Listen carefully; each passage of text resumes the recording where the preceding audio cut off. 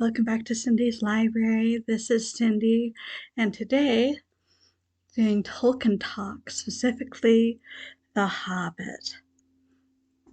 Now, in case you are unfamiliar with The Hobbit by J.R.R. Tolkien, it all starts with Bilbo Baggins living very comfortably, in fact, one could almost say his best life, in his little country of the Shire, when one day a wizard stops by.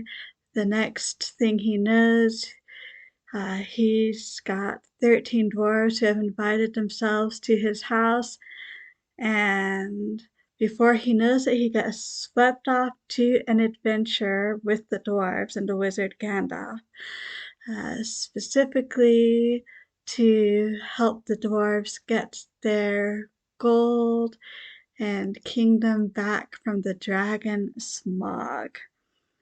And there are a number of adventures he goes through with goblins and shapeshifters and eagles and spiders and elves before they even get to the mountain.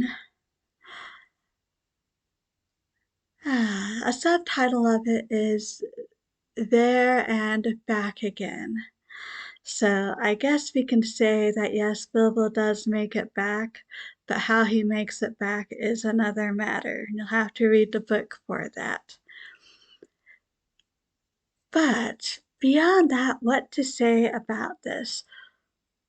First off, don't skip the poetry because it's absolutely adorable and actually gives you more insight into what's going on. For example, Far Over the Misty Mountains Old, there's a couple more poems that the dwarves sing that gives you a pretty good idea of the character of dwarves. Same with the ones the goblins do. The elves sing Tra-la-la-lally, which at first may not make sense, but if you know elves at all, it actually does make sense, and so on and so forth. This is a fairy tale with Bilbo literally stepping out of the Shire, what we could consider the normal world, and making multiple crossings into fairy of various sorts. Some quite pleasant, like Rivendell. I would not spending some time there myself. Sometimes less pleasant, like the Goblin Realm in the Misty Mountains. Would not want to be there personally. And over the course of this, we see well, it's mostly kept from Bilbo's point of view, and we see him grow from a reluctant adventurer to someone who can handle adventure much better, but at the same time has an even greater appreciation for the comforts of home than he did at the beginning of the story. Tolkien, he was a wonderful father in many ways, including telling his children stories that he made up for them. There was one about a particular doll that the kids loved. Another time, one of his sons lost a toy dog on the beach and was devastated by that, so he wrote or told them a story about that dog's adventures. And he told them The Hobbit. Now, The Hobbit may never have come to publishing, but well, C.S. Lewis was influential, and I think Tolkien also lent it not just to C.S. Lewis, but to Someone want to say a nun he knew, but I could be wrong about that. Anyway, he lent it to someone else. And they had some connections to publishing. So they gave it to oh, I forget the name. It's Unwin something or other though.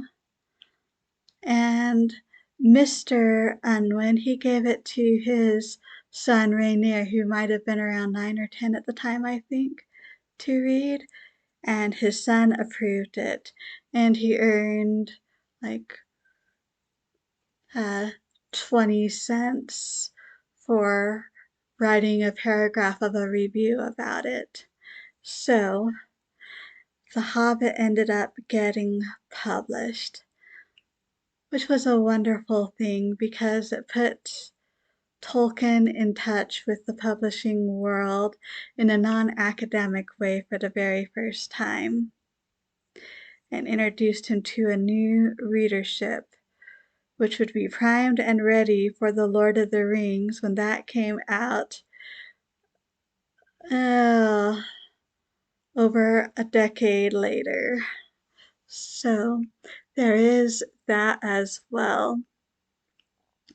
Um, there's lots of references in The Hobbit to, uh, well, a lot of things. The names of the dwarves basically come out of a list of dwarf names in, I forget the name, but it's in one of the Norse sagas. And uh, you have the whole conversation with Smaug is very, very remnant of the conversation to hear Sigurd had with the dragon Fafnir. The whole cup episode, stealing episode, Beowulf right there, and on and on and on. It's just delightful that way if you start digging into it. Uh, the Lord of the Rings may be the magnus opus that Tolkien finished, but the Hobbit has a charm of its own and is definitely worth digging into if you are at all interested. One final note. This time I actually listened to it on audiobook and not the Rob Inglis version, but the new uh, Andy Serkis version. Hard to say which version I like because Andy Serkis does a wonderful job with all of the voices. But there is something soothing about the Rob Inglis version as well.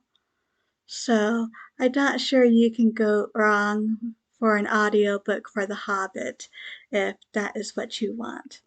Anyway, those are some of my thoughts about The Hobbit. Greatly enjoyed revisiting it. Highly recommend it. And even kids around 9 or 10 would be able to enjoy it as well. There's a reason it's a children's classic. So, I'd love to hear from you what you thought about The Hobbit yourself. Thank you so much for stopping by. I truly do appreciate it.